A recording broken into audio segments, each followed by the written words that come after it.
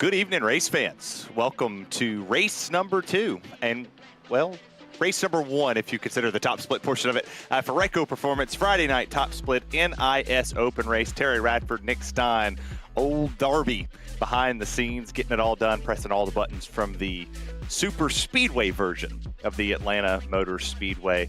Happy to have you all joining us here. Nick, this is going to be fun. We get to do Daytona on a smaller scale for the second straight week. Yes, second plate race in a row. It is going to be a fun race tonight. Atlanta Motor Speedway. It's been good in both configurations of this track. Of course, the old 2008 scan with the rough and bumpy concrete, and then here with the Super Speedway version. This is going to be a fun night, man. Yeah, really excited to watch all of these drivers. You take a look at the weather report here from the Hampton, Georgia area. Partly cloudy.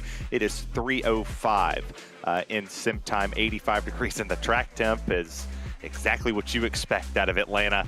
97 degrees. So we'll look for these drivers to be slipping and sliding around this racetrack, all packed up with one another with the next gen car.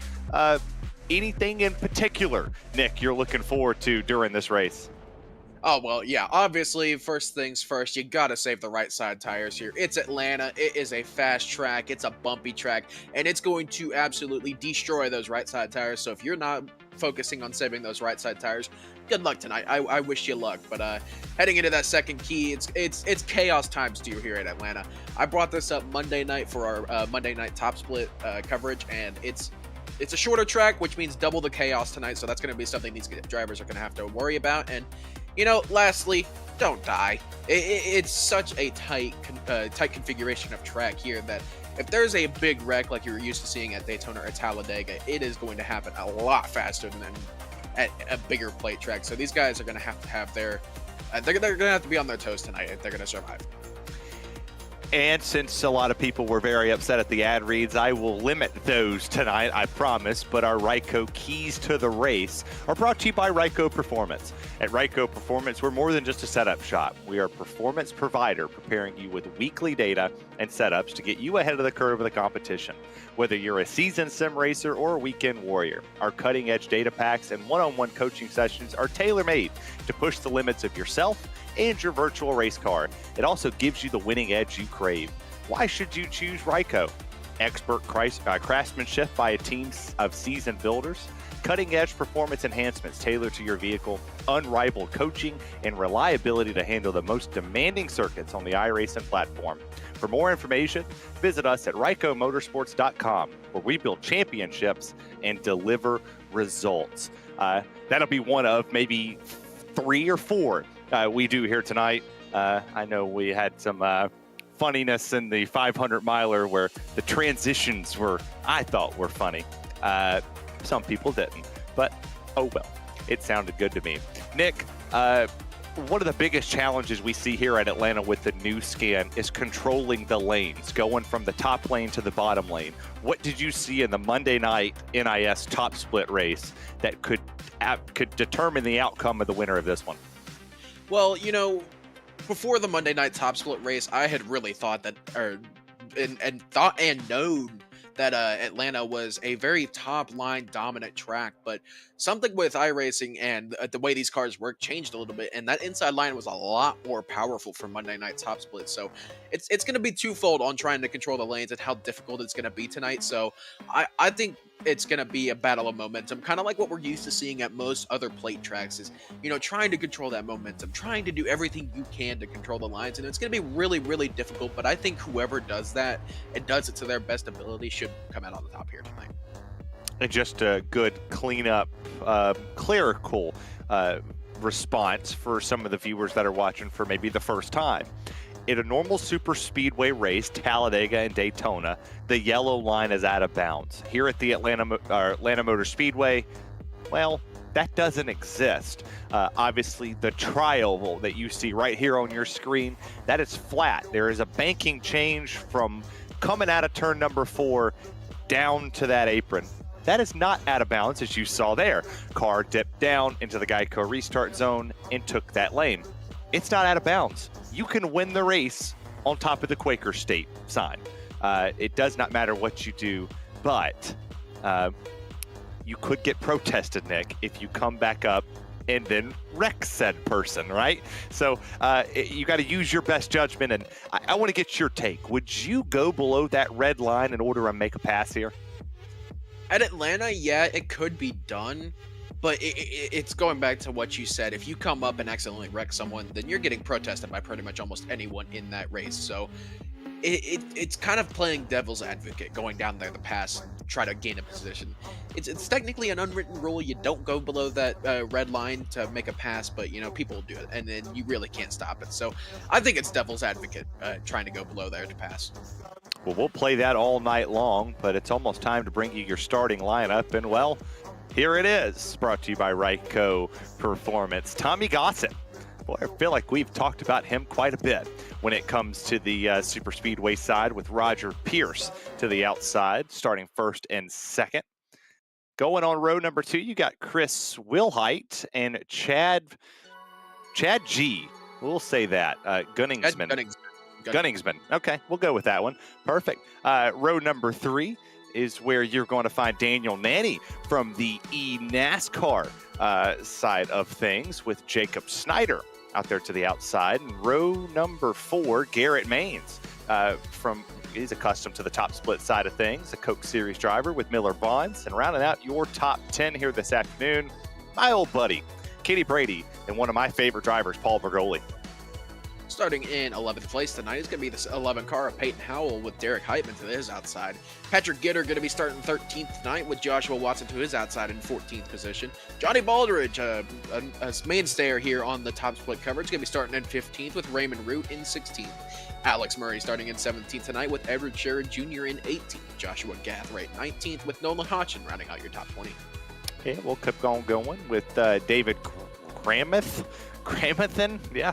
And then Rob Carroll out there to the outside. Going back a row here, you got Nicholas Vrooman, a good driver from the NASCAR Heat side of things, gets it done. And you got Octavio Rondoletto, Justin Levine is in this field as well. He's also in our chat. Abraham Vila and Stephen Massey is out here.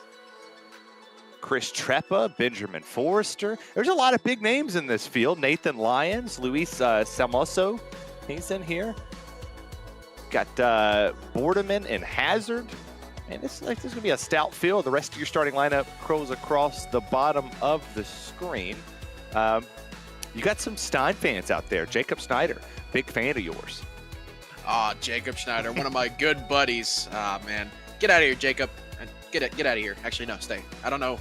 But yeah, you were saying this is a pretty stacked field. It is a pretty stacked field. I mean, the 36 car in this split is a 4,500 iRating, so definitely one of the more stacked fields we've seen in NIS. Of course, it's not as high as it was last week. I believe our split last week, it was somewhere close to about almost a 6,000 strength of field. So, and I think this one was sitting around at 5,800. So, not quite as strong, but still definitely a stacked field here tonight. Well, and we were second split last week. So with RaceSpot and iRacing partnering to do top split, we were second. And if we were that stout in second split, we knew coming into this one for the Friday night NIS series presented by Ryco Performance, we would most definitely have a very big one. Roger Pierce leads the field to the green flag. It is 8 out of the top 9 Ryco customers. We'll wait for Barnon to unwave the green flag, and there it is. It's out. We're racing on a Friday night in Atlanta.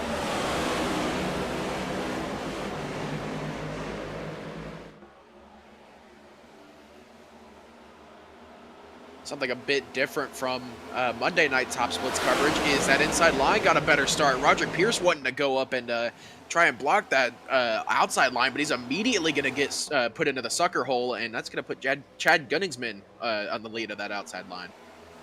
Yeah, not particularly what you wanted to see if you were Roger Pierce. Starts on the pole. Before we ever completed lap 1, he's down to 14th.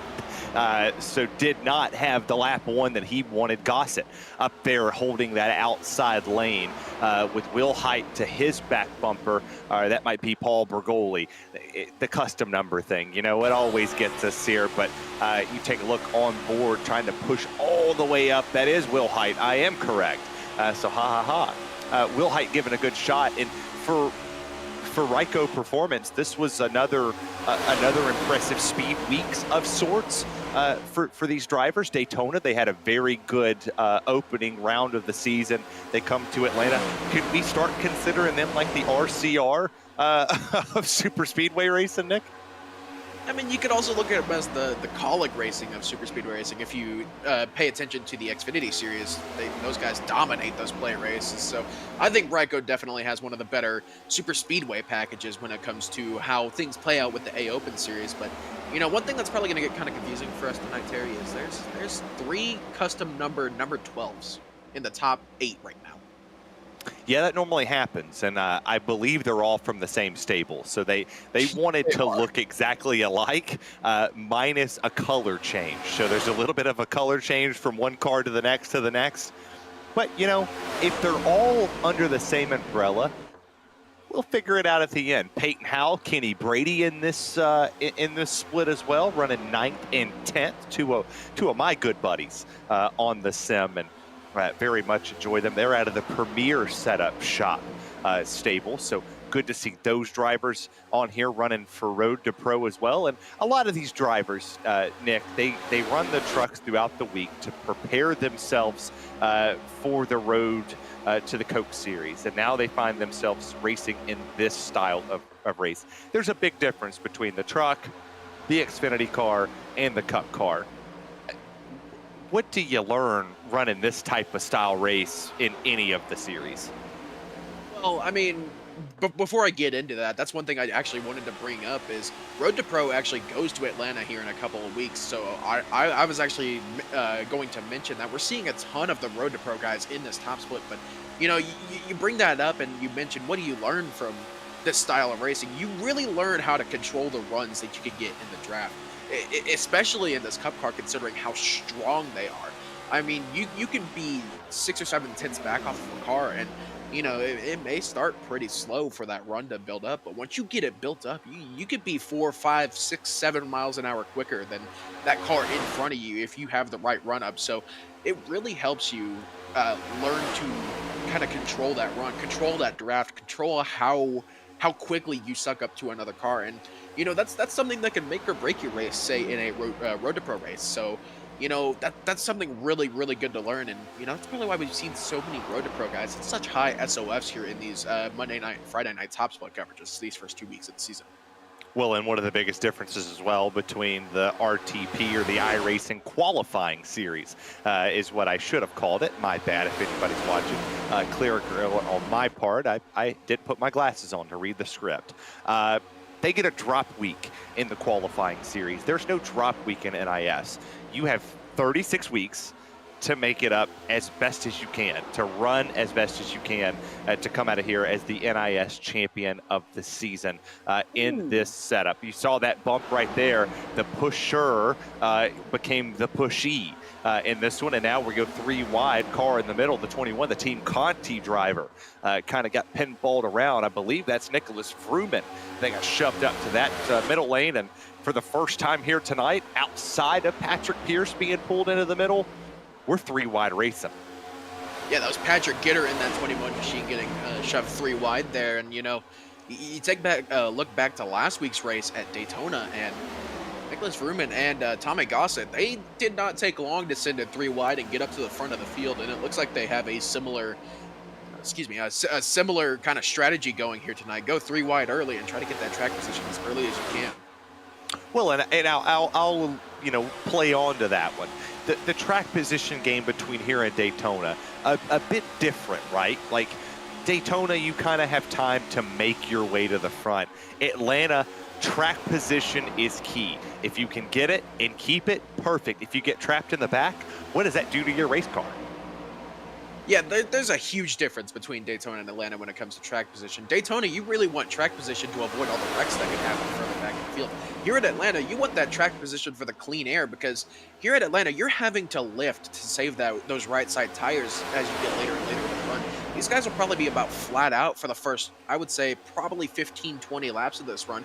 But then they're going to have to start lifting off if you're in the draft to save that right front tire, or else you're going to be going backwards quickly. So you want that track position. You want to be leading these lines, unlike Daytona and Talladega. You want to be leading to save those right side tires, have that clean air on your splitter, and have a little bit more handling of your car. And these guys that are further back in the pack, the Alex Murrays, the Justin Levines, these guys are further back in this pack, and they're really burning their tires off purely because of the dirty air that they're experiencing.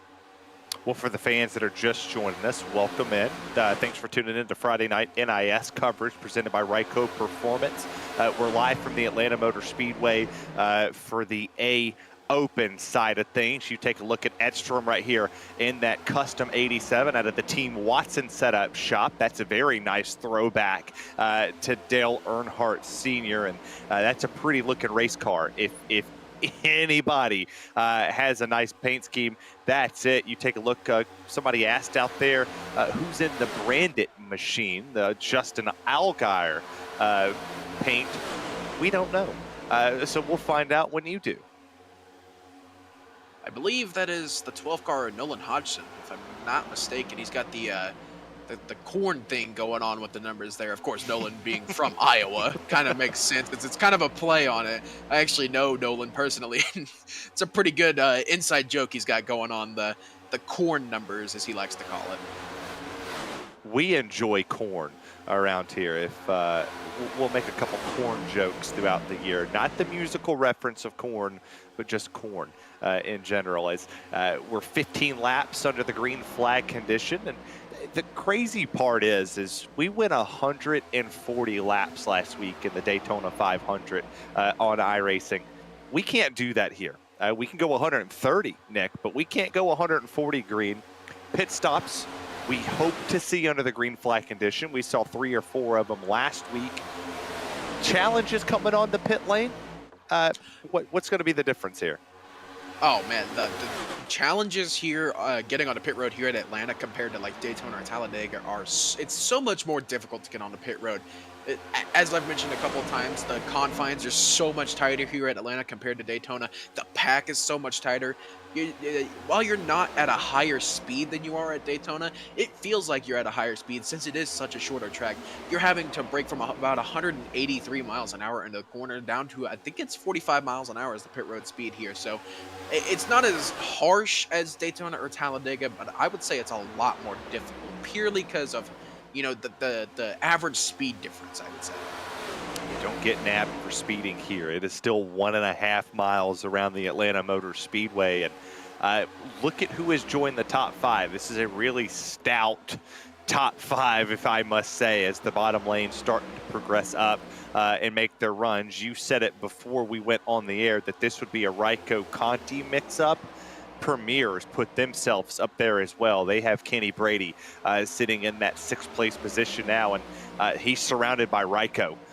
Truly and soundly the top 4, and then the top 3 on the bottom, all out of the same stable. So strength in numbers is most definitely heading to that stable as the rest of the field's just trying to pack up together.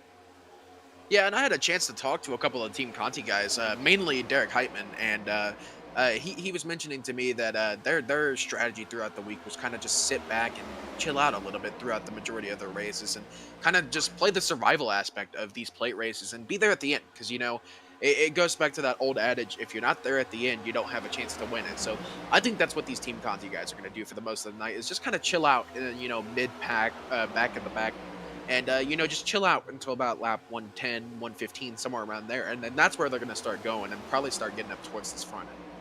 Well, I'm not going to lie to you. I think I stand corrected on who's the best looking car on the racetrack. There's a GridVision car. Justin Levine has a very nice number 1 machine out there on the racetrack with GridVision lit all over it. Nicely painted, I must say, around the racetrack. And 21 laps is in the books. You see all of these drivers, they went back to 2 wide. The bottom lane, you said, would potentially be the fastest lane around this place. So far, it's looking like the outside has the most control, with Garrett Maines taking the race lead. Yeah, like I said earlier in my keys, I had mentioned Monday that I thought the outside was going to be the overpowered lane, and it still kind of is, but that inside line's a lot more strong than you would first think, and that's one of the things that surprised me a bit is a little bit of three wide action further back. That's Derek Heitman on the top there getting sent three wide with Nolan Hodgson and that 13 car as well. Interesting here this early into the race. Yeah, very interesting as you see the bottom lane finally taking its tail as Snyder takes the lead there in the sixth. The sim stamped 50 or the painted 54. Somebody said we had multiple 54s. Well, they decided to both go to the front at the same time. That's Watson and the six. They both go up to the front. They'll lead this lap, but at the end of the day, going three wide here is a bit of a challenge for any driver.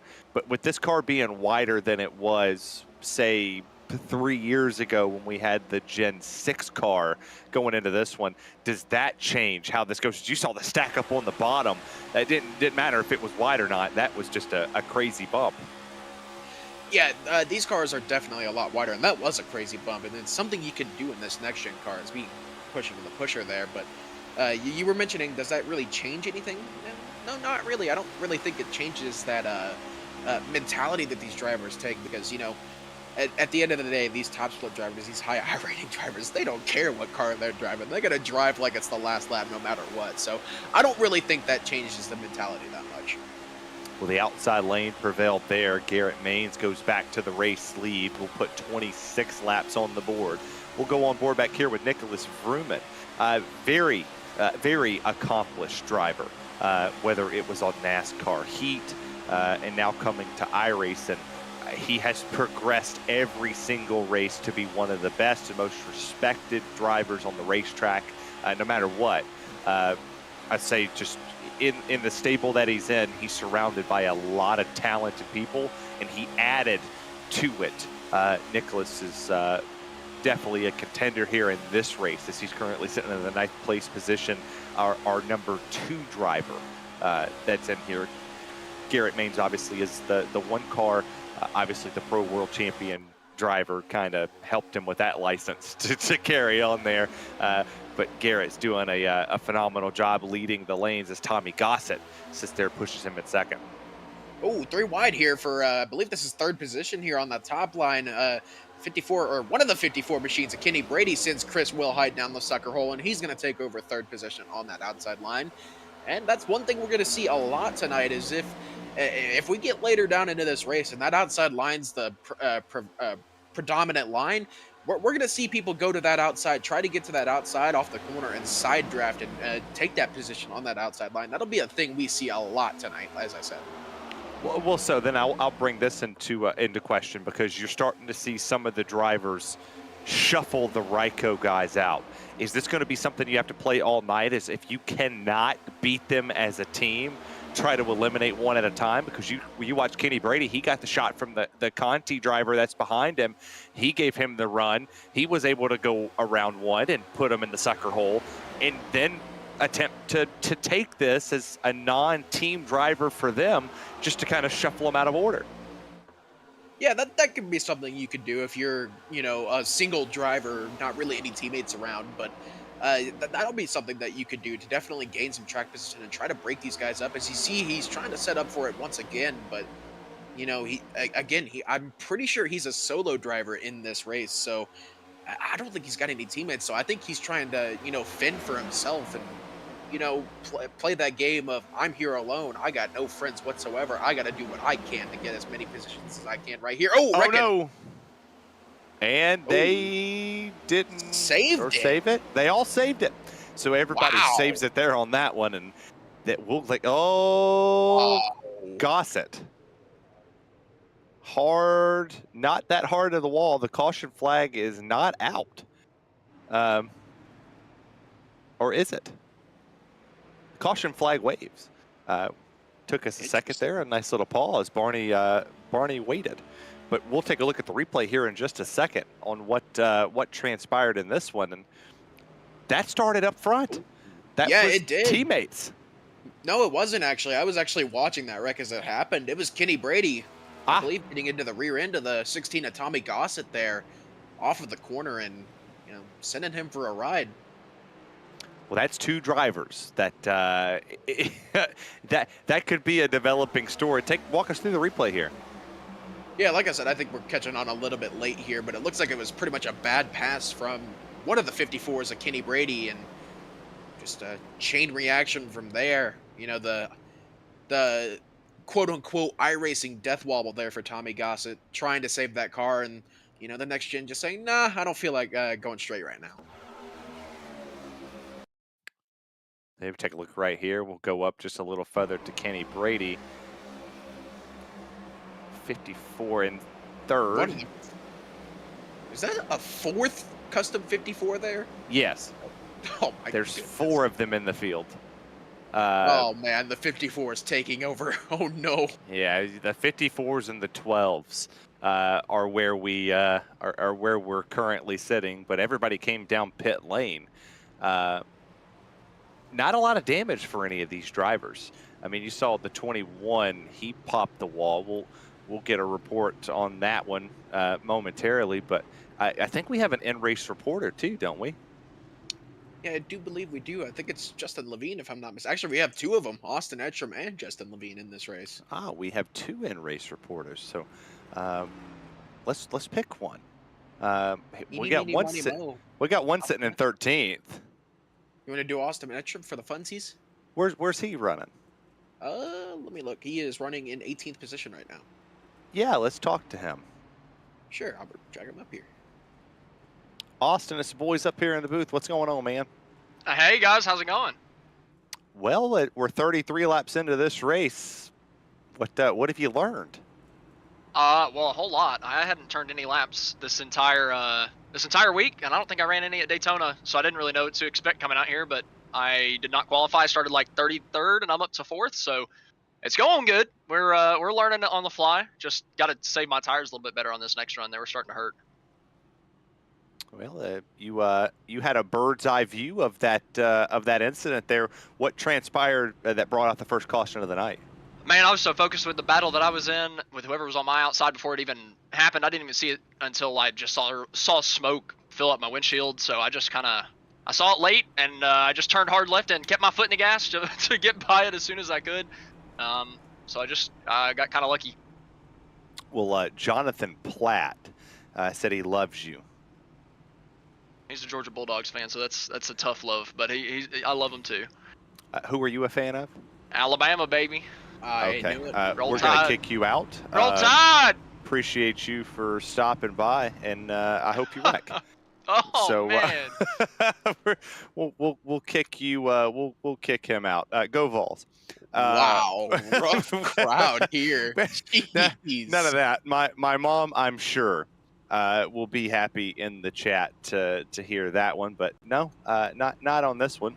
We have strict guidelines from the FCC to not allow cuss words on the broadcast, and that's the worst one of them all. What? Roll Tide? Yeah, it's disgusting. Yeah, that's a personal opinion. I mean, It's I'm neither here nor there because It's I'm gross. a Tech Red Raiders fan. well, I so- mean, yeah, you root for losers anyhow, so it's a custom. Wow. Okay. Just casually, the number 14 ranked basketball team in the country and the number 19 ranked baseball team in the country. You know, and the and number 21 preseason pole football team. And it's crazy. Tennessee's ahead of them in every poll. Green flag number 2 waves on this session. Daniel Nanny has the has the race lead here, as that was not a good start for the outside lane. The bottom lane actually prevailed there. Oh man, I'm sorry. I'm still laughing about that. I wasn't paying attention at all to that restart. Just spitting facts myself that Tennessee wins is ahead of every single one of the statistics you said. Matter basketball, of fact, baseball, and college football.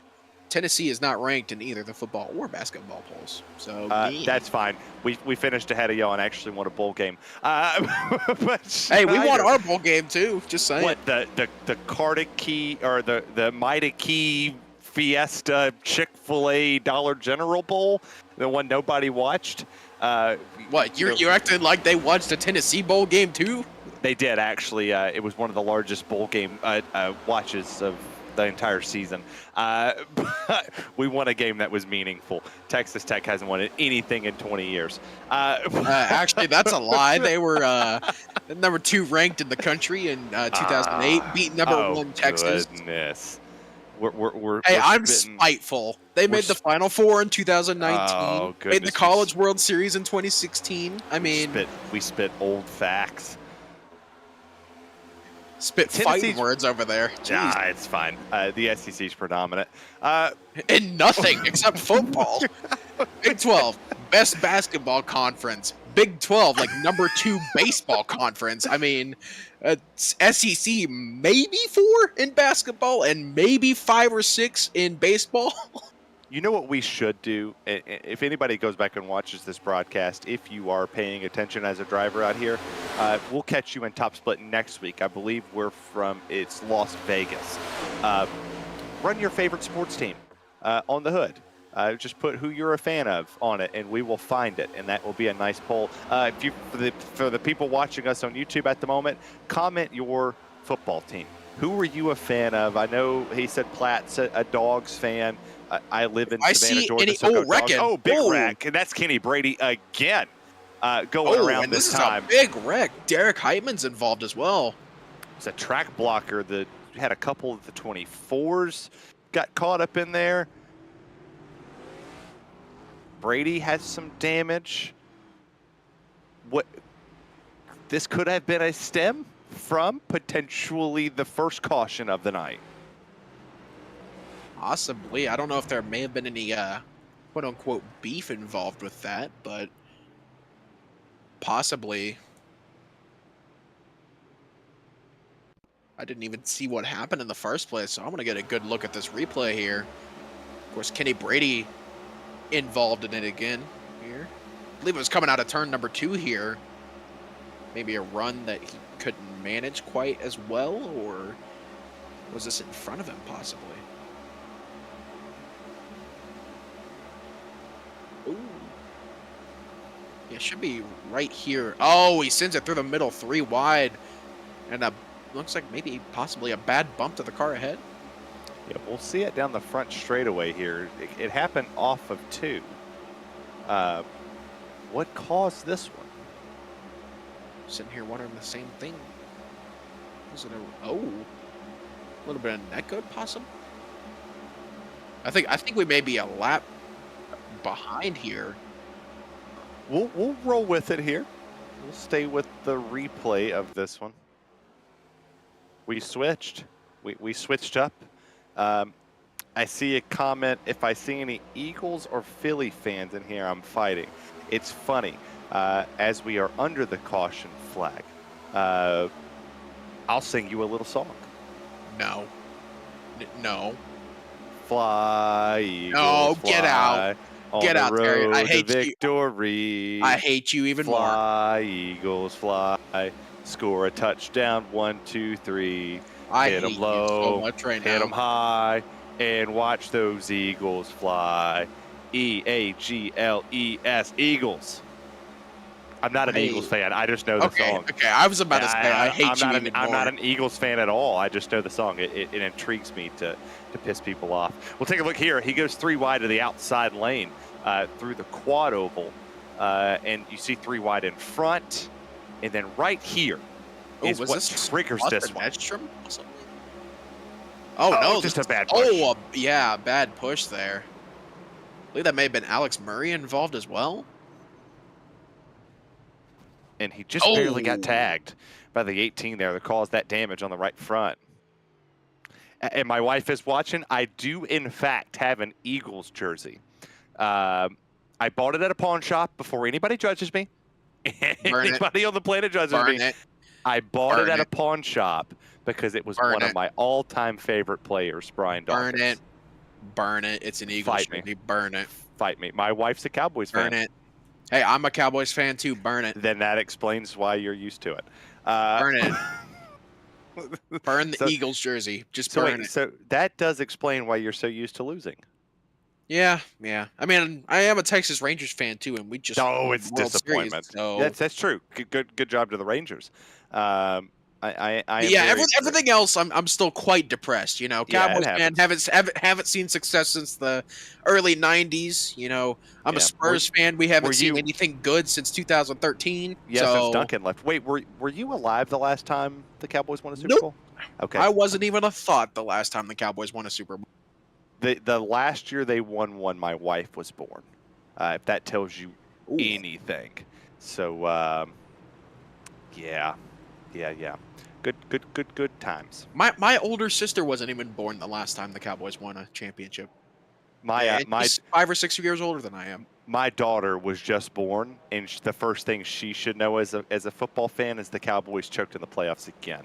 Green flag number 3 is waving. Lap 43 hits the board here as Snyder still holds the lead over Daniel Nanny. Vroom and Abraham Vila is now in that 4th place position. Maines and Levine. Look at him. He's moved his way up to the top 5 position. Kind of avoided all of the mayhem as a lap down car. He's going to come off a pit lane here. Try not to wreck this entire field. And the outside lane, once again, becomes the dominant side in this race. Yeah, a couple of interesting moments there for that outside line while they were getting forming up there on the backstretch. Almost a bit of an incident there between Daniel Nanny and Abraham Vela, so maybe watch out for that later in the race should those two be near each other. Yeah, we'll hope that they do not get into it again, as you see Nanny giving a really nice push there to the 6 who leads the bottom lane. Here comes Nicholas Vrooman. He's getting a big shot there from Garrett Maines. Maines all the way up on the bottom, and they kind of weave in and out here. It's weird to think that when these drivers start to pick the back end of these cars up, that they could just control the car in front of them.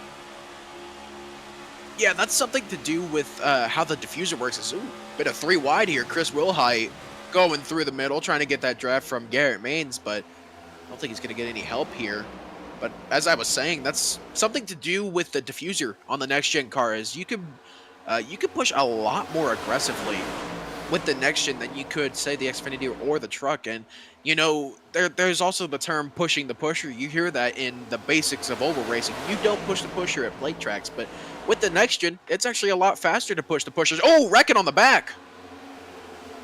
Who is that down on the bottom? I do not believe this is going to cause the caution, as he is off the racing surface, and now he is slow on there, as it is Trevor in the 37, the McConey setup shop driver, has spun. I believe he is the only McConey driver in the field at this time. I saw no other MCS drivers with the logo painted on there, so it is basically the Conti and Ryco show. For all of the other drivers, that's the 2 teams that you have to beat here tonight.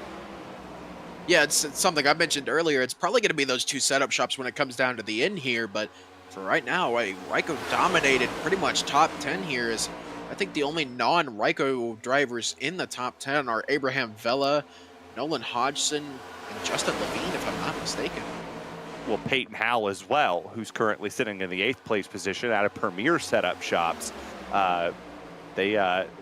They formed the partnership for this year to run some races together, and Peyton Howell's always been one of those drivers that you can count on to stay inside the top 10, get a top 5, and go out and just sheerly dominate races. You catch him in top split quite often on this one.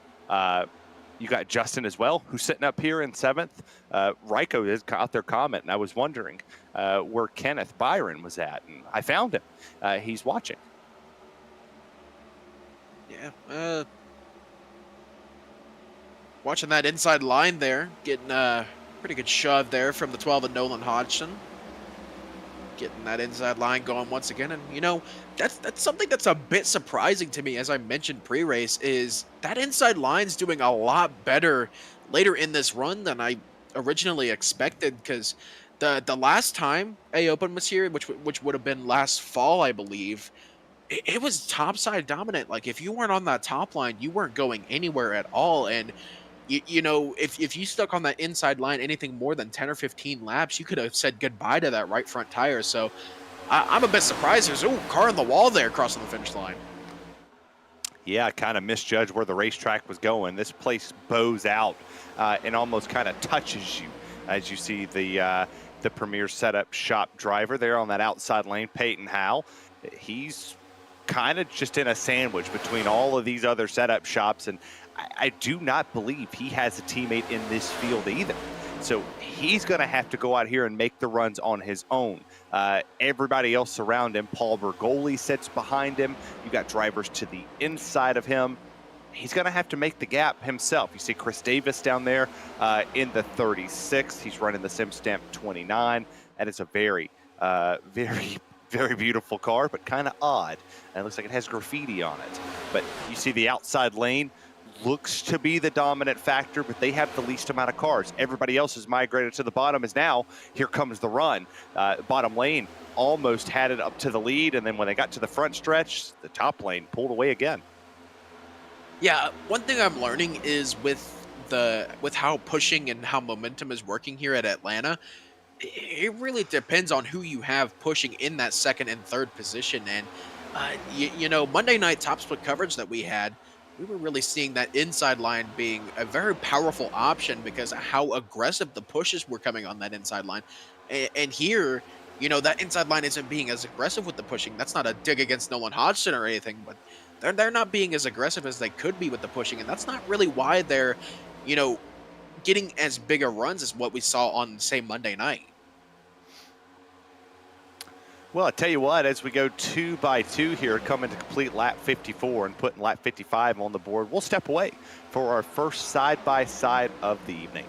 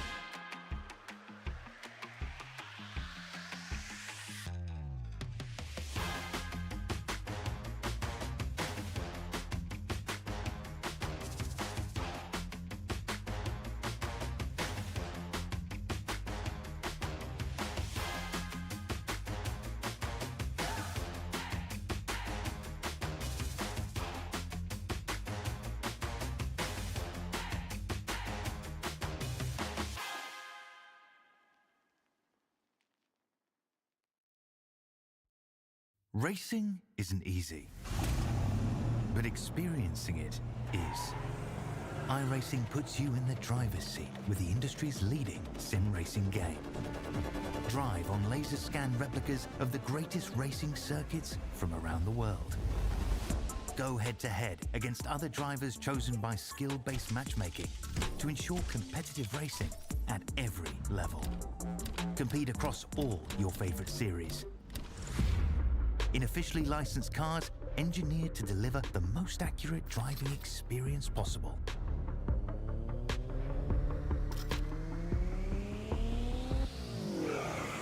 Join a race or host your own with players from across the globe. Race against the computer or in a league with friends. Feel the thrill behind the wheel. Visit iRacing.com.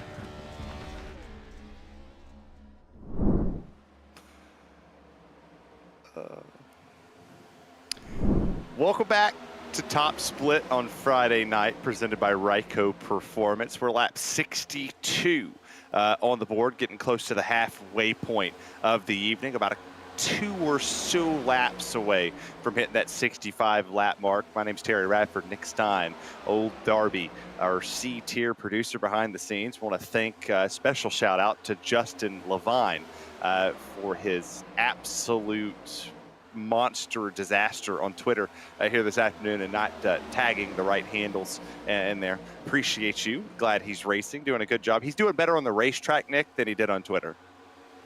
Yeah, for sure. And we agreed during that last commercial break to explicitly call him Levine. So correct. So he is that's Levine. gonna be his. Yeah, that's gonna be his name for the rest of the night is Adam Levine. So yeah, or Justin Levine. He will be Justin Levine until the end of time. That did not intend to be a rhyme at all in that one. So yes. And this guy's a poet and he didn't even know it. Didn't even know it. It's the vanilla ice in me coming out as you're starting to catch some lap traffic up ahead. But yes, that is Levine from here on out. Not Levine, or actually Levine, not Levine. He will never be addressed as that one again, or a D tier. Oh, we got one spinning here off of 4. Caution out. Caution will be out for this one as that collected a couple drivers. You see some smoke in the background there, and that's right at the halfway point. So what a better time for a caution. Yeah, pretty good halfway caution there. Allows people to come down pit road, get some fresh tires, maybe some fresh underwear if you were caught in a couple of wrecks possibly. Yeah, it's Peyton Howe, and maybe give a chance to go get a nice cold Coca-Cola Zero Sugar while you're I knew it was coming. We'll take a look at the replay here. Yeah, this all started up front. Looks like it may have been a bad push. Is that Garrett Maines up there or Paul Bergoli? One of the number 12s there. That's Garrett Maines. Oh yeah, just a bad push and sent him back up into traffic and oh.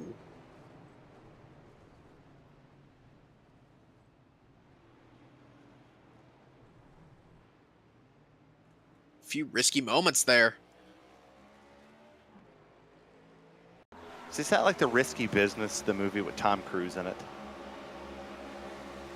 I don't even know how to respond to that. It's a hard push. Caught the wall and then another driver, all at the same time. But hey, caution flag waves at the halfway point, and the halfway point's brought to you by Ryco Performance. At Ryco Performance, we're more than just a setup shop. We're a performance provider preparing you weekly with data and setups to get you ahead of the curve on the competition. Whether you're a seasoned sim racer or a weekend warrior, our cutting-edge data packs and one-on-one coaching sessions are tailor-made to push the limits of yourself and your virtual race car, giving you the winning edge you crave. Why is it important to choose Ryco? Expert craftsmanship by a team of seasoned builders, cutting-edge performance enhancement tailored to your vehicle, unrivaled coaching and reliability to handle the most demanding circuits on the iRacing platform. For more information, visit us at rycomotorsports.com, where we build championships and deliver results. That's 2 out of 66 laps, Nick. I'm doing much better this week. Yeah, if it were 66 laps last week, you would have been at least at 6 20. or 7. Would be my guess. 20. I probably would have been at 20. 20's a bit high. The rate you were going last week, I would have said probably 6 or 7. We were doing great last week. I think the ad reading was on point. It's one you definitely have to deliver on. Which, by the way, if you are interested in becoming a producer or an announcer for GridVision, follow us on many platforms. You can send an email in, which if you're emailing in 2024, something's wrong. Follow them on Twitter at GridVision, or follow them on Facebook at GridVision as well. Send a DM to your people and say, hey, I want to do this today. Maybe, who knows, you might be calling one of these races with me and I'll ad read you to death. That is normally the way Just that like it goes. you did almost to me last week. Correct. I had to set the tempo and make sure that you knew, hey, this is what we're doing. We're ad reading until the ad reads can't stop. Real quick, I mean, I just had a request from a buddy of mine. He saw the fly around Darby did, our producer did, of Nicholas Ruman's car. He wants a fly around of one of those 54 cars. Apparently, there's something funny about them, so he wants one of those. There is something funny about the 54. they're trolling Sean. So Yeah, there was I an think it's, issue on the 54. Yeah, I think it's a kind of a play because I do believe Sean Conklin is banned on iRacing right now. I'm not 100% sure. I what think it said for. free It said conk. free conk. Yeah, free the Yeah. conk. I think is what it said. But It's on the back quarter panel. And look, he's in jail. Does that say Sean's mom, Stromboli? Fantastic. Green flags back in the air. Nicholas Fruman has the lead. You see the 6 behind him with the free the conk is out there, and he's still in jail in second place. So all of them have Sean Conklin's name on the C post and the A post up top on these cars. Kenneth Byron messaged me and said, "Get the fly around." Yeah, we're gonna need a clever. fly around of one of those cars because That's I clever. have no idea of the story, and trust me, Sean's one of my good buddies, and I'm gonna be asking him about the story post race because I would like to know this story and why this is a thing. I would as well. You know, because seeing this is absolutely hilarious. I have got to know why. You know what? Matter of fact, I'm gonna message him right now and tell him to tell me the story because I have to know, and the broadcast needs to know as well. This reminds me of a great story that Biz wrote once a time. You know, tell him the story about his situation where he was talking to this girl from the U.S. nation. You know, he met her on stage at tour of a concert. If you don't know the song, go look it up. It's called "Just a Friend." Good times. We'll find out if that was what got Sean Conklin booted from the iRacing platform. And if you want to visit and be a part of iRacing, go to iRacing.com. 40% off all new members, and the holiday special is coming up as well for the summer stretch. So we look forward to seeing all the amazing racers that will be joining this platform here soon. We're on lap 71, coming to lap 72 as Garrett Maines takes the low lane. You got Schneider up top, Vroom and Vila up here in this one. Paul Bergoli's worked his way into the top 5 for the first time tonight as well. So good for Paul Bergoli. Who had a fantastic run last week, Nick. We cannot deny the fact that he had an amazing run with his teammate Tommy Gossett, but then at the end, just got caught up in other people's messes. Yeah, that's kind of the MO of plate tracks there, you know. You got to do everything you can to stay out of the chaos, and then, sometimes you just can't do anything and you end up in other people's chaos. But you know what? I got a pretty chaotic story here about what those number 54 paint schemes mean, and it's please mainly do tell. it's mainly these Ryco guys, because Sean Conklin, he's a Ryco guy. He's a Ryco house driver, and he's been a member of the Ryco house team for years. A year now. No, not even. He's been about 8 or 9 months, because he was actually a former. Yeah, he was a former teammate of mine, actually. Sean Conklin was, and then he left our team to go to a Ryco house driver role. And the story is he accidentally caused a yellow, and iRacing thought it was intentional. So I do believe he got a 3-week ban off of iRacing, and now, some of his buddies, Jacob Schneider and whoever else is in that 54 paint scheme, it's kind of a running joke now. That's actually Sean Conklin's paint scheme. That's his Ryco paint scheme, and now they have free the conk on it to kind of protest iRacing for that ban, which I think is absolutely hilarious. That is that's fun. That's definitely fun. Sean Conklin would probably never cause an intentional caution. Let's say I can tell you right now that that's not true. I know Sean. I don't think he would. I've called numerous races from him, and yes, he is a fun individual. Around as you see Bergoli taking 3 wide there. Around him, you got the pole sitter. You have Watson in here as well. Levine, as we are going to call him for the rest of this one, until he actually tags us properly on Twitter. If he does that next week. Make your mind up, Terry. You said it was It's- Levine. Now you're saying Levine. It's whatever I want it to be. I'll make it up as we go. Oh, is it going to that saying, the world can be whatever I want it to be? Or Correct. Or we... Do as I say, not as I do. That's normally the tag that we Well, go I with never here. do what you say because you're weird. So We'll just call him the one car. The one car. Yeah, the Again, one car. Yeah, the one car is down low for all of the people watching. And you see the hand movement that he has here as we go on board with him on the visor cam. Look at how low all the outside lane drivers are going down to the bottom lane. Did you notice anything weird when he got to the back bumper there of the driver in front of him that he couldn't necessarily keep it down there to the bottom? yeah, that's the so again, that goes back to the next gens having the diffuser, and you know, as soon as you get locked on to another car, not only is it really hard to get off of that car without, braking or anything, but that's the air moving the car around. That's not Levine being, or Levine or whatever he is this week. That's not him making movements to be that, sketchy when pushing. That's the air, pushing his car around because he's not being affected by air. He is in an air bubble right now, so he's not really having any control over his car, if that makes sense. Well, and we got the insider source. Sean Conklin said, "Hey, we be back next week." I don't know if he meant we be back, but we be back next week. That sounds great. And we'll be back next week with Monday night and Friday night top split coverage. That's right, from Las Vegas Motor Speedway. We'll can't wait to have you join us 9 p.m. Eastern time on Monday. 9 p.m. on Friday as well. Oh. All of the shows, as you saw some checkups down there. It's starting to get a little racier. At lap 80 hits the board of 130. So business picks up as usual, but there's one more pit stop to be made, Nick. Yeah, there is one more pit stop, but I think that was a little bit of four wide action there on the front stretch. That's why I kind of got excited there for a moment. Well, we singled back out to 2.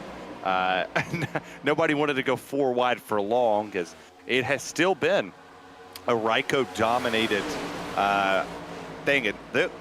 There's one lap car coming up here that could play into a bad factor for a lot of these drivers, is they're going to have to navigate around him or tell that driver, get on the apron. Don't make us move for you. You move for us. Yeah, that's something that's normally done in these plate races. Is if you come up on a lap car, you're going to tell them, hey, you got a hornet's nest coming your way at 180 miles an hour. Get on the apron or get on the wall. Get out of our way because we don't want to deal with that. So I think that's probably what we're going to be hearing over the in-race voice chat right now. As actually, a matter of fact, Paul Mergoli just said, can you move out of the way for us, please? Did not listen.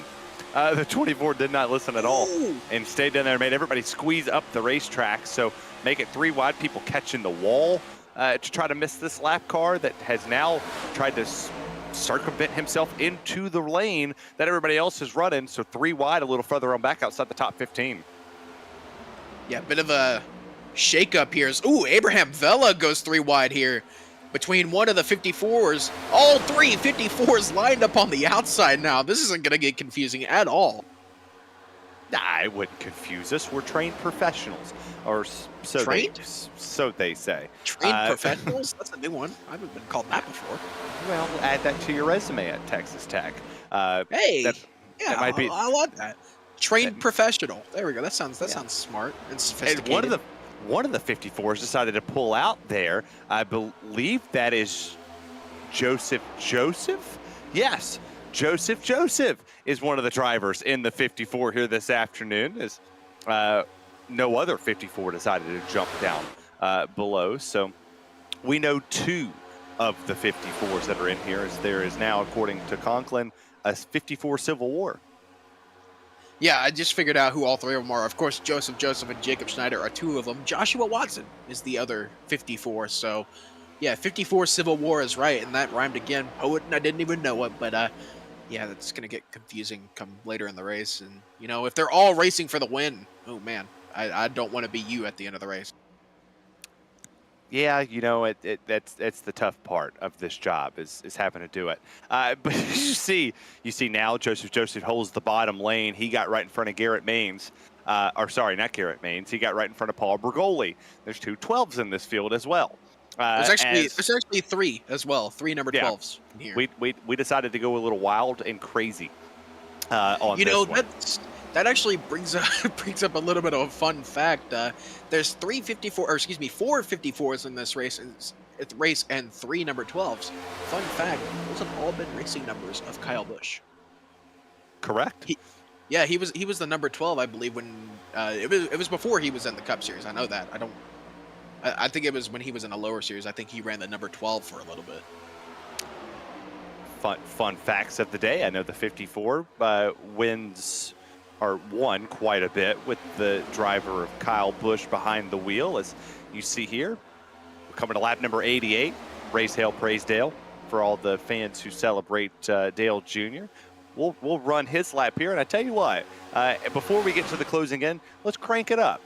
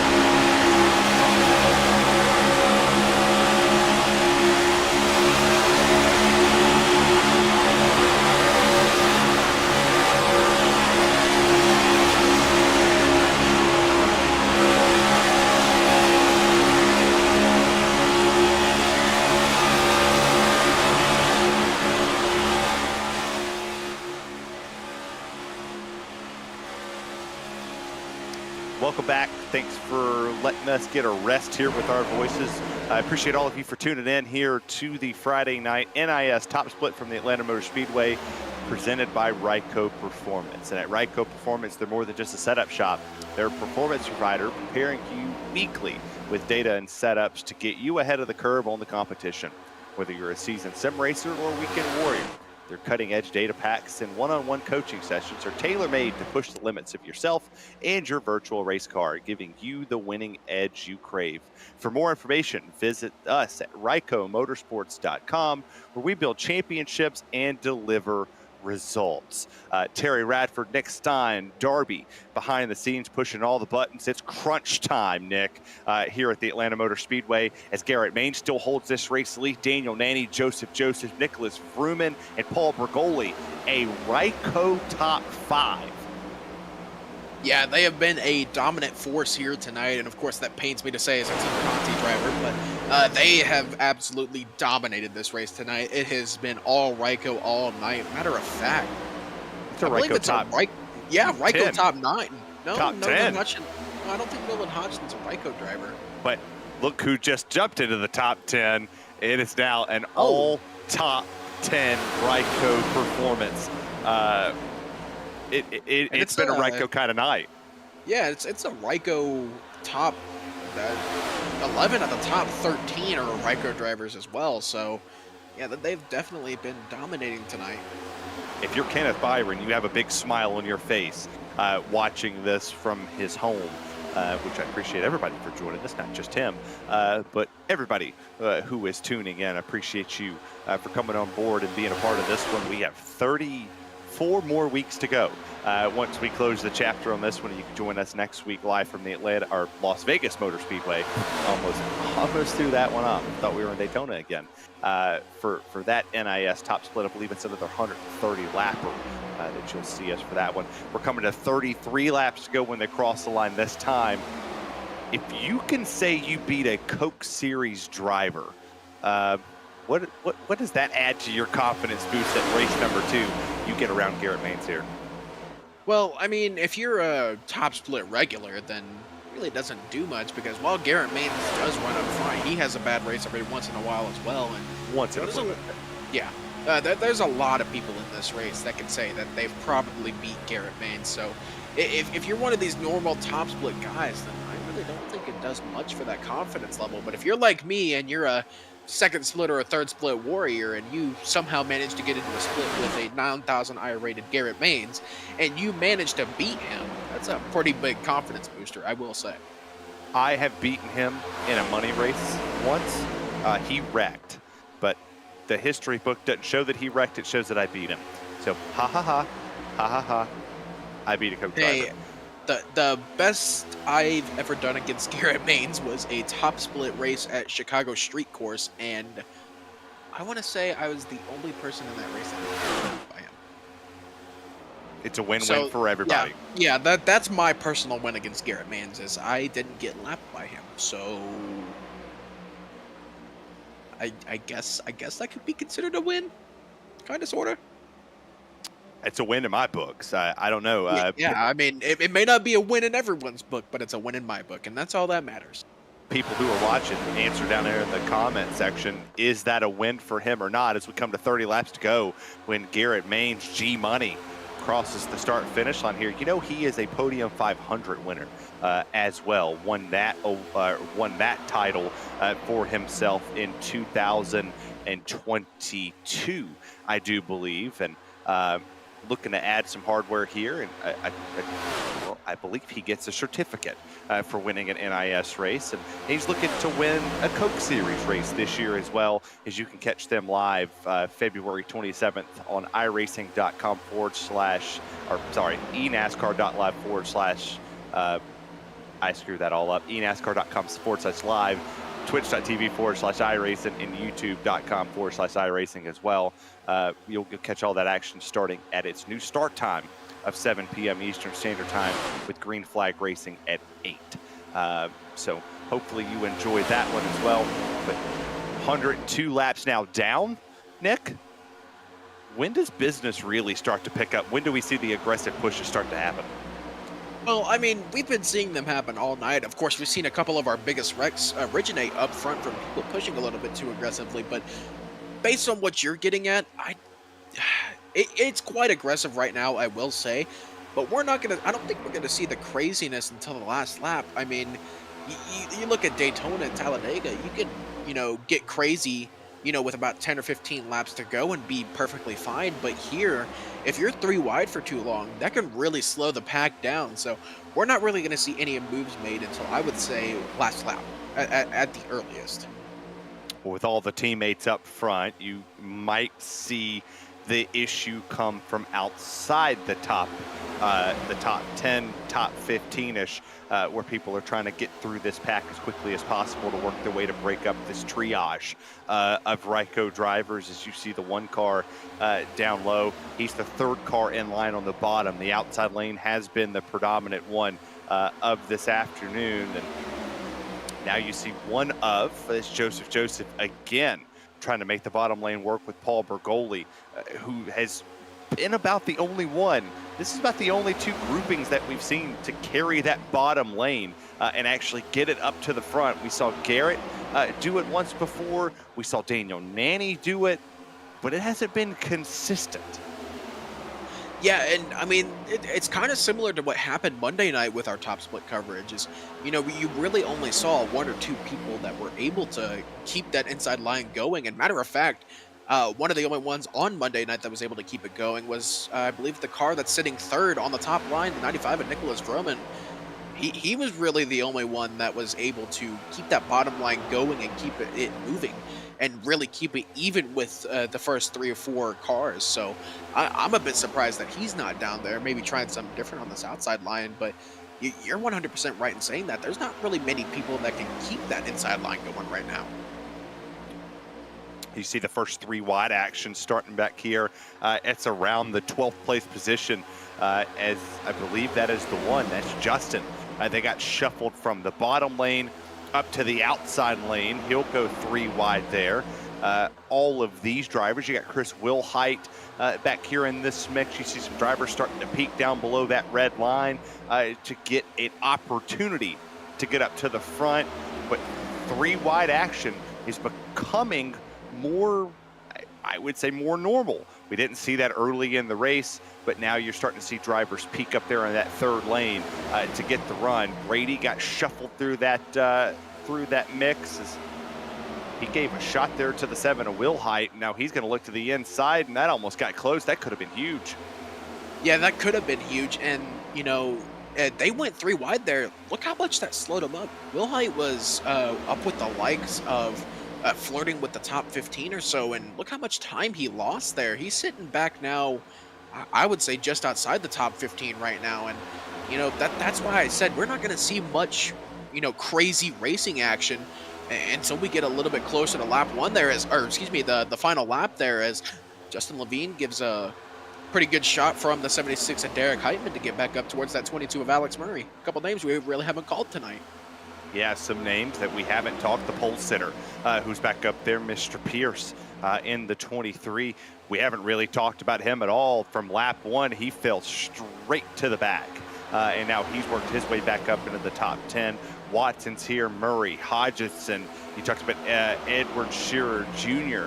He's up to the 12th place position. Baldridge, he's up here now. Heitman, really haven't talked about him. Bonds getting up into this mix. There's a lot of drivers that's still in this lead pack, Nick, that have an opportunity to win this race when it comes to crunch time with 20 laps to go.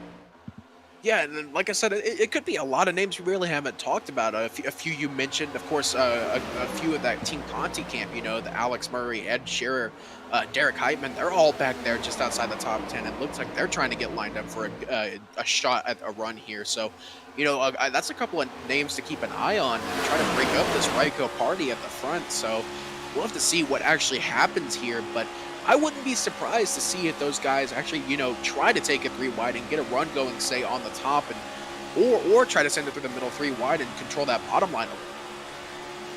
Well, I'm telling you, all night long, there's been no other party but a Ryco party, and that seems to still hold true as the top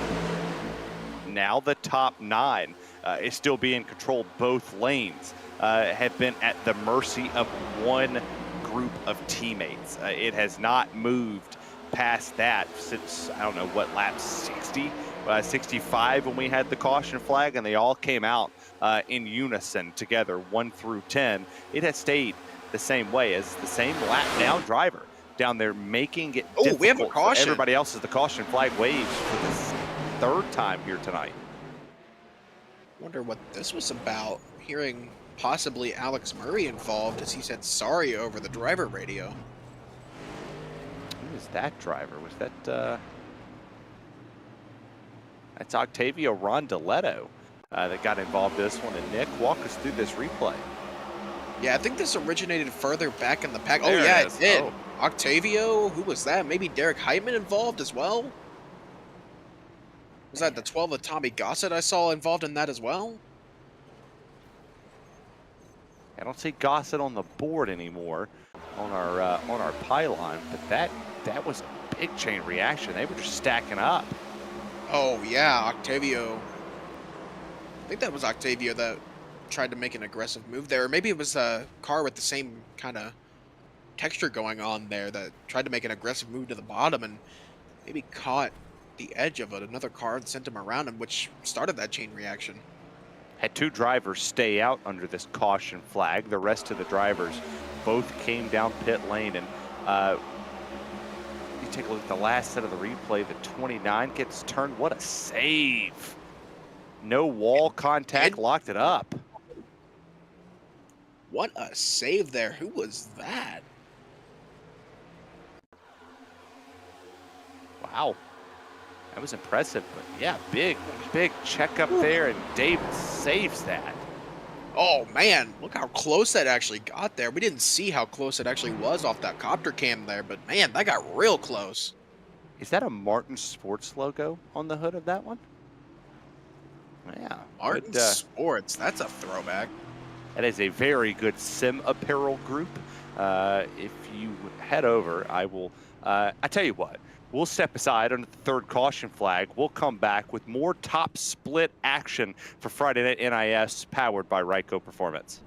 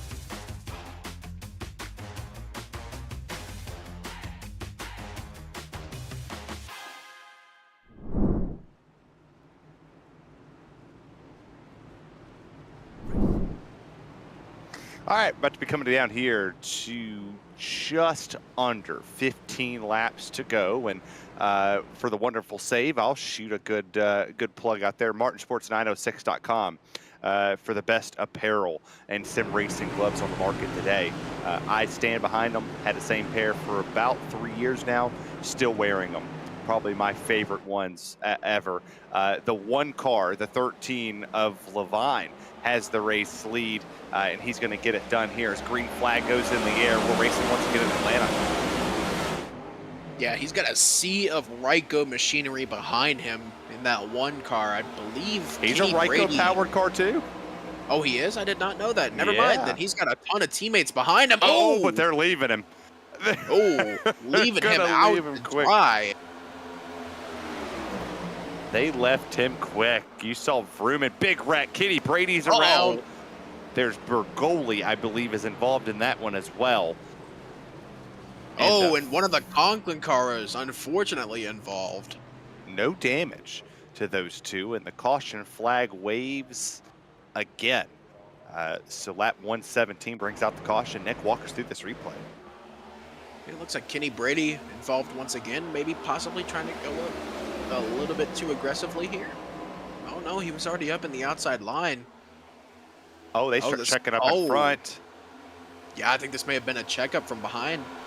Oh, and then a bad push from Paul Bergoli, and that sends a lot of people around.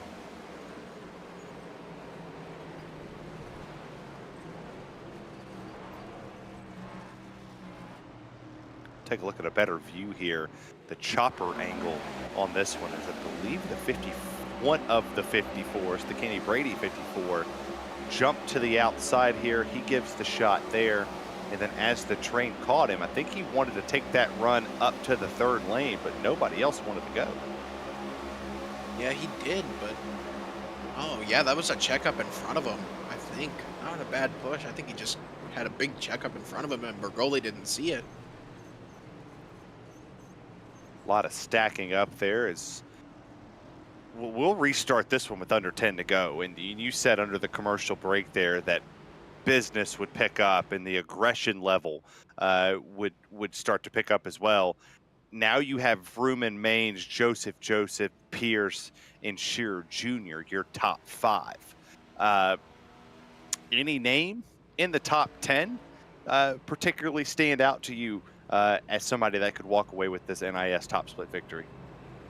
Well, I try to keep the bias out of when I commentate, but I gotta take my best friend Alex. I gotta take my best friend Alex Murray in 7th position. One of my good buddies, and I try to, like I said, I try to keep the bias out of it, but I can't, man. I see him up there in 7th place, and he's been riding around in the back pretty much all night, and he's making his moves at the right time. Hopefully, he can come out with a W here. Well, I tell you what, one of the drivers that we've been picking on all night long is the One Machine, who we picked on you a lot, Justin. So we figured, since you stayed out there on that last caution flag and you decided to pit on this one, what advantage were you looking for? I was just trying to stay clear of that wreck. I know it's coming, and I was really hoping that would take out a lot more cars, and then I could come down pit road. But trying to block Nick there, he lifted the tires off the ground, and I was full throttle. The tires just could not keep up, so I made the decision just to come down pit road, and we're going to have to try to bottom weave to get back to the front.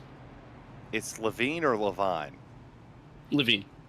Okay, so we're going to call you Levine since you messed up our Twitter handles today. So you're going to be Levine from here on out, all right? That's fair. Okay, perfect. As long as we're on the same page. Nick, you got anything for our second in-race report of the night? Nah, I got nothing for Justin Levine. I had to. I'm sorry.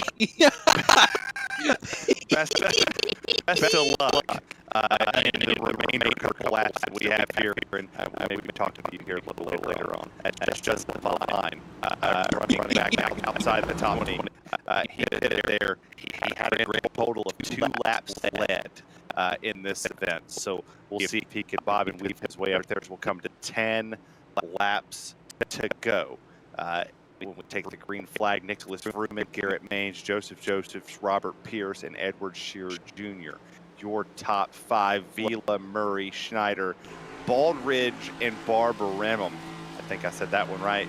Is your top Barbaremma? I was right. Green flags back in the air. Lap 120 is upon us, and the bottom lane of Nicholas Fruman and Joseph Joseph got an amazing start as all of them go to the bottom here. And Nick, you said we're going to get racy. There's no better time than right now. Yeah, no better time than that final 10-lap push as the Ryco guys getting lined up on that outside line, and it's officially time to go into play-by-play mode. Let's go! I love it as we'll come down here through turns 3 and 4. Vrooman holds the outside lane. Here comes Edward Shearer Jr. to the bottom. He'll cut down to the dog leg just a little bit, but he has help from a non-Ryco driver, something we haven't really talked about. Team Conti making their appearance inside the top 3 for the first time here this afternoon. That's my pick, Alex Murray in the 22 machine, debuting his brand new paint scheme. Contact Johan Seminario if you want a pretty good paint like that. But get back into the play-by-play here. Ed Shearer Jr. getting even. Oh, bit of a bad bump, but he's going to save it somehow. Almost turned there off the exit of turn 4. We'll come down to now 8 laps to go. It's a Ryco 1, 2, 3. You see Abraham Vila sits back there in that 4th place position. No help, no drafting help to the backside of this one. We'll come down to the back straightaway. This time it's 3 wide, a little further on back. Oh man, that's a hornet's nest brewing further back there. This may end up in a wreck here. But there you see on the bottom, Ed Shearer Jr. almost even with the lead before he almost got turned by a teammate. And I believe they're spinning up there. That was Roger Pierce sideways for just a moment. And that's going to allow for a 5-car breakaway at the front. But still, our eyes stay on that hornet's nest further back. He talked about it here. 4 cars broke away from the pack. You see Bonds a little further back in that one. It's 3 wide back here outside the top 10 at the moment. You see drivers such as Murray, Baldridge, Hodgson, Forrester, Davis. They're all in this pack trying to work their way up here to catch this car around, but saved it. Now car around even harder. They'll save it again. How did we save it? We got cars on the apron. Now we're turning. Now we're getting turned. Tommy Gossets around. That was teammate on teammate. Caution flag number 4 will wave over the Speedway on lap 124. They were 5 wide there. Team, huh? They were racing on the apron. That's how much you want to get track position here at Atlanta. And this should take us into an authentic green-white checkered finish. We'll take a look at the replay right here, and you called it best, Nick. Yeah, I knew this was going to happen. I've seen my fair share of top split races, and as soon as I saw them go 3 wide in that absolute hornet's nest back there, I could have told you that a wreck was going to come, and unfortunately, a good amount of Ryco cars involved in that. There was 3 of the ones that were involved in that incident. You saw Conti's drivers get caught up in that one as well. And that was that's the meat and potatoes of it. A lot of drivers in one position fighting for the position at that time, and around all of them goes. Tough break, tough ending for a lot of these boys. As you take a look at the replay there, driver gets pushed. That's Davis. He saves it again. Didn't even get caught up. He got caught up in it, but saved it. Still saves it. You see the 5 wide there for just a moment before things kicked off there. And wow. Turned into an absolute dumpster fire. 5 laps to go. We should see the green flag wave right at 3. So we'll do our pace laps, 3 laps to go, authentic green, white checkered. We will not go into eNASCAR overtime just yet. Do you think we will? You already know my answer, Terry. And the way they were racing there, it's almost guaranteed at this point that they're going to go into overtime at least once here. So if they can clean it up, I think they can make it 4 laps. But if we see what we saw just now again, then absolutely not. There's no way that they make it.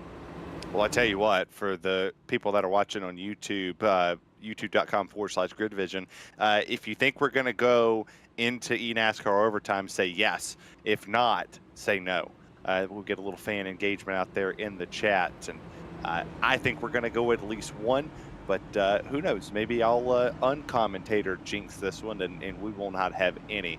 GridVision, obviously, I think Darby's controlling this one. He thinks an automatic yes. We're going to go into overtime. We'll see if the pace lights go off this time by. They do. So we will take the green flag with 3 laps to go. Your top 5 currently sits Vrooman, Joseph, Garrett Mange, Snyder, and Vila. That was the top 5 on the last restart. They had a breakaway, so looked to be fun. And Roger Pierce said, "I'm about to be DQ'd for the 3rd NIS race in a row. Just ridiculous." Other people's incidents tend to do that. Yeah, and unfortunately, Roger Pierce not listening to my 3rd key there. The don't die aspect of these races is kind of important, and unfortunately, Roger Pierce not listening to that. But oh man, this is gonna get interesting. I can already tell you this is going to be a very, very fun finish to this race. Well, we'll work through turns 3 and 4, still behind the iRacing pace car sedan. We'll get ready to take this green flag with 3 laps to go. Green, white, checkered finish. Not in overtime just yet for the people that are just tuning in. This is authentic. We are still at the 130 lap range as the pace car comes down and in onto pit lane. The field's in the hands of Nicholas Vrooman and Joseph Josephs. Green flags back in the air. We're racing again. Can we make it to the white flag, Nick, without a caution? It's going to be tough, but they're already starting to line up here. That inside line got 2 of the 3 Sean Conklin cars free. The Conk car is there, but that outside line's coming in with a pretty good head of steam here as the 12 of Tommy Goss is going to be pushing Andrew Vila. You got the 1 car of Justin Levine there going up to the top, and caution is out once again. So I was right. He did not make it. Did not make it there, and there's Gossett going around again. So the 16 being involved in the 3rd time for a caution flag here this afternoon. Pace car will come back out. We will go into eNASCAR overtime. We'll take a look at the replay, sponsored by Ryco Performance. Maybe, maybe not. Choose wisely, choose Ryco, I guess. You see him coming off of the pit lane. This time is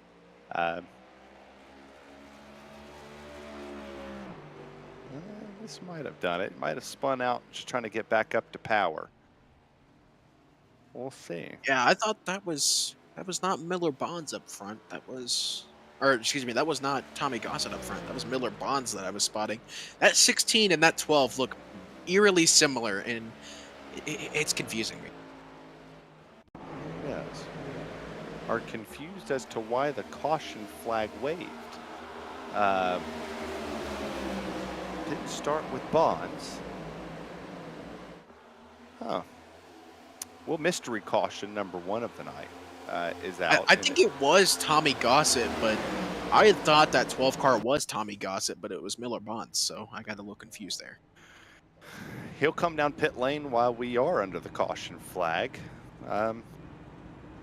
Very intriguing for the NiS top split race here, and I know all of them this week have ended in some type of chaos, and Roger said he didn't die that time. So that time he just got caught up in somebody else's dying. So somebody else didn't listen to your keys to the race and ended up catching themselves up. You see Trepa a little further back. You're looking at Edstrom. There's Pierce, who got shuffled back through this field. He's trying to work his way back up. What's that? Harpoon Designs Racing Team. That's an interesting name for a team.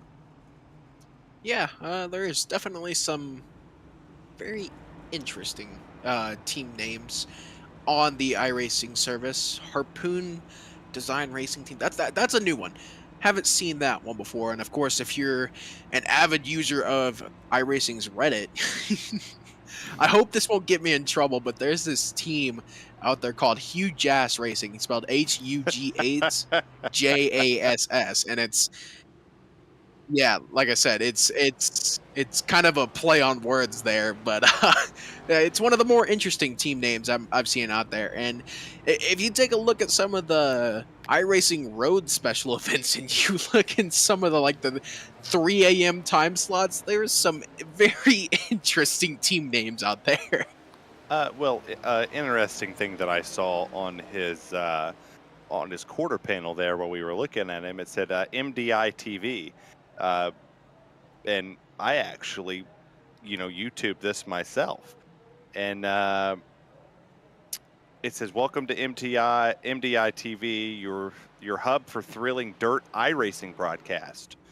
So they do a Sunday 9 p.m. dirt series promotion, Monday night modifieds. That looks pretty fun. So yeah, contact MDI TV21 at Gmail. So there's more emails out there. People are still emailing in 2024. It shocks me to this day. I thought that, I thought my wife was the only old person that emails now. And apparently, according to Roger, Harpoon Designs are #1 on Trading Pains. So interesting fact. Thanks, Roger. Congrats on the poll, by the way. I tell you what, green flag for green-white checkered attempt #1 is going to come out. Vrooman, Maines, Joseph, Fila, your top 4. They control it as we're going to barrel down into turns 1 and 2. That outside line getting a bit of a slow start, but they're going to get some more help here as the 95 and Nicholas Vrooman gets some help from Garrett Maines. Got a 5-car breakaway on that outside line, as now here comes that 6 car. That's the 1 of Justin Levine coming up for a little bit of help on that outside line, and that inside line's pretty much going nowhere right now. Yeah, that inside lane got checked up big time when Vrooman jumped to the outside lane and picked up Garrett Maines in the 1. Can we see the white flag without a caution? We can. 1 lap to go, brought to you by Ryco Performance. Go to RycoMotorsports.com, where they build championships and deliver results. Can Garrett Maines work to the outside? He'll give the shot there. It's the white flag or checkered flag or bust for these drivers. They'll go through turns 3 and 4 for the final time. Vrooman, Maines, Fila, top 3. Who gets it done? To the line. Nicholas Vrooman gets it done. And Garrett Main, second. Vila stays in the third place position, and that anticlimactic finish. Nobody pulled out. I thought Garrett Mains would move, but he did not. He pushed Vrooman to the lead, so car 1 and 2, vice versa. Yeah, I think that goes back to that little bit of a mentality of if one of our drivers wins, then it's a win for the whole team. As I think Garrett Mains was fully sold on pushing Vrooman to the win there. Yeah, that was a huge winning moment, and tonight's winning moment is also brought to you by Ryco Performance, where you can visit for more information at rycomotorsports.com. You see the win here in NiS Top Split. If you want the setup that Nicholas Vrooman and all of the Ryco Performance drivers drove in this race, head on over there and visit them today for all of your setup needs in C, B, and A Open here this week at Atlanta, and check out their Las Vegas set as well. And we will be talking about the Las Vegas set here soon, Nick, when we preview what our Monday NiS race and our Friday race as well will bring to us. And that is one good looking machine as they're stopping to get a picture taken on the front straightaway. Yeah, pretty much a dominant race for Ryco tonight. Well, I tell you what, after this winning and grueling 133 lap race, we'll step aside. We'll be right back for Friday night NiS Top Split, brought to you by Ryco Performance.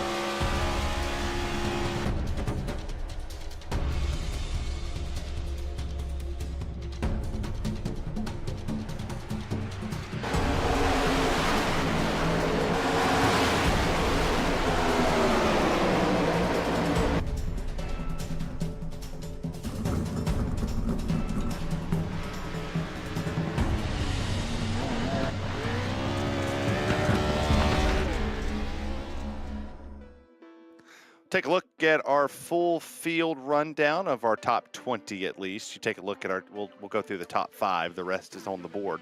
Vrooman gets it done. Garrett Mains, we have those two standing by for the post-race interview. Abraham Vila comes home in that third place position with Joseph Josephs and Miller Bonds rounding out your top 5. Anybody stands out to you here, Nick, inside this top 20?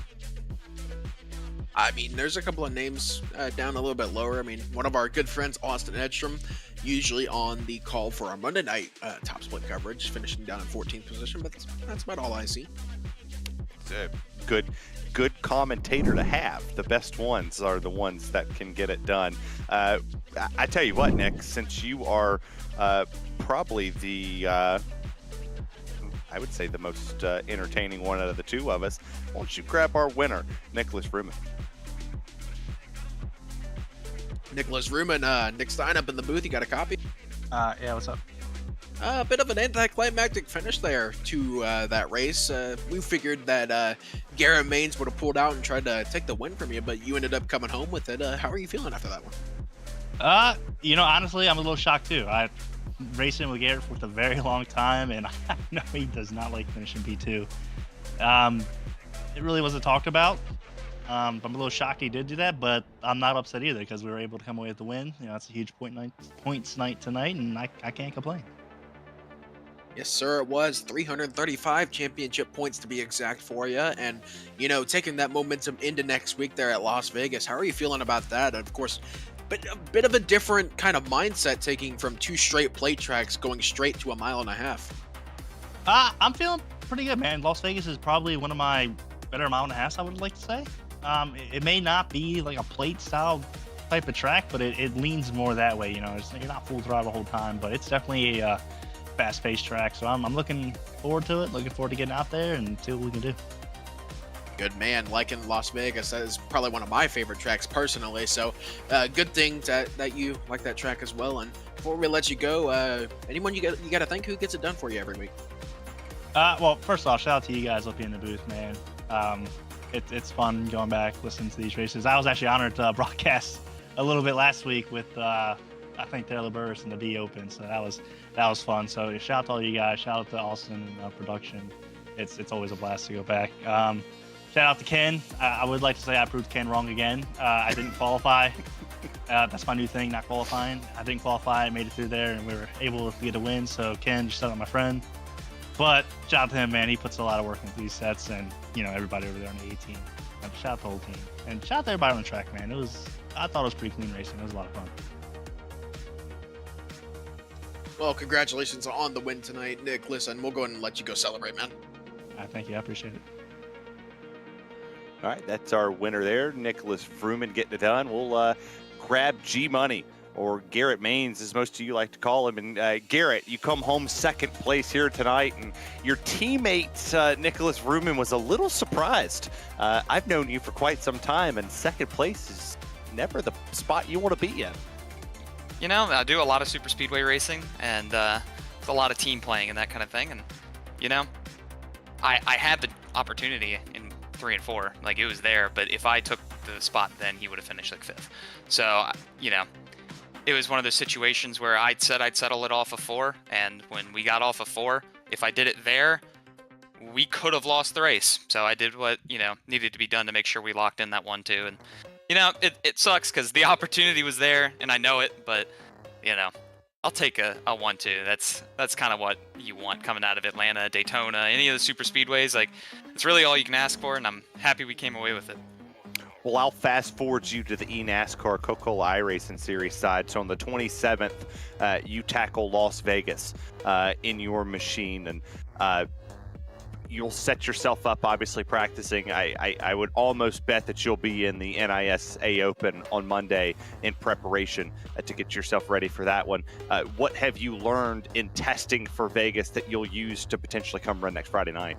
Well, I will say the last 3-4 years of running Vegas probably will set me up really well just from, just knowing how that track races and kind of understanding, this package. I think we have a really good car. I think there's a few more things we want to fine tune on. Maybe not qualify 34th this year. That's on me. I feel like if we start in the top 20, we can win that race. So we'll see, what we got. I think we're going to unload quick, and I'm excited to run on, Monday night and just, take a shot at it, get our confidence up and know where we're at, and then come back on Tuesday night, hopefully, and pick up where we left off and win the thing. It's about time. Yeah, I would say, indeed, it is about time for you to grab one of those eNASCAR checkered flags, and you can watch Garrett Maines Tuesday at 8 p.m. Eastern Standard Time, new start time for the Coke Series, live from Las Vegas Motor Speedway on eNASCAR.live, twitch.tv/iRacing, or you can watch his POV, his personal stream, at twitch.tv/Garrett Maines. Garrett, we appreciate your time. Thank you so much for running the NiS race this week, and we look forward to seeing you next week at Las Vegas. Yeah, I appreciate it. And I got to give a huge shout out to MCU Body, Linux, Left Court Brothers, FGR Excel, and shout out to Ryco Performance for another stellar car. I think we were probably the top 5, top 6 most of the night, and had a lot of help there, but a really good car to keep it up front. So shout out to them for all the hard work. Well, fantastic, brother, and we'll be cheering you on Tuesday night. I'll potentially be behind the scenes, secretly cheering for you to get it done. I appreciate it. Thank you. Thank you, sir. That's Garrett Maines coming home P2 here this afternoon, and Nick, that wraps up another wonderful night of NiS action from us. What's your biggest takeaway from this race? And let's preview Las Vegas. Well, I mean, tonight here at Atlanta, it was kind of one of those, there was a lot of good racing all around here tonight. And, it got a little bit hairy there at the end. It got kind of crazy, but, they settled it out, got the race finished under green. And, that was a really fun one to watch. And, of course, looking ahead next week to Las Vegas, man. Vegas, it's one of my favorite tracks on iRacing, whether it be in the trucks, the Xfinity, the Cup car. Any car at Las Vegas is fun, I think. I mean, you take literally any car on iRacing, you'll have a blast there, and it'll be a fun track. It's high tire deg. You really got to focus on saving that right rear at Las Vegas, and, you really need just to, focus on pretty much saving fuel, saving tires, whatever it is, you got to save. So it's going to be a fun one next week. Well, that's going to do it from us. From the entire GridVision team, we'd like to thank you for watching and participating in the chat. For more information on getting your league broadcasted or starting your career in broadcasting, contact us on Facebook or X or an email at info@gridvision.live. Special thanks to Andrew Cardinelli, the 5th of Whiplash Cams, for providing the cams used on today's broadcast. Congratulations to Nicholas Fruman on winning tonight's race from the Atlanta Super Speedway. This has been Terry Radford, Nick Stein, and our buddy Darby behind the scenes. We'll see you next time on The Grid.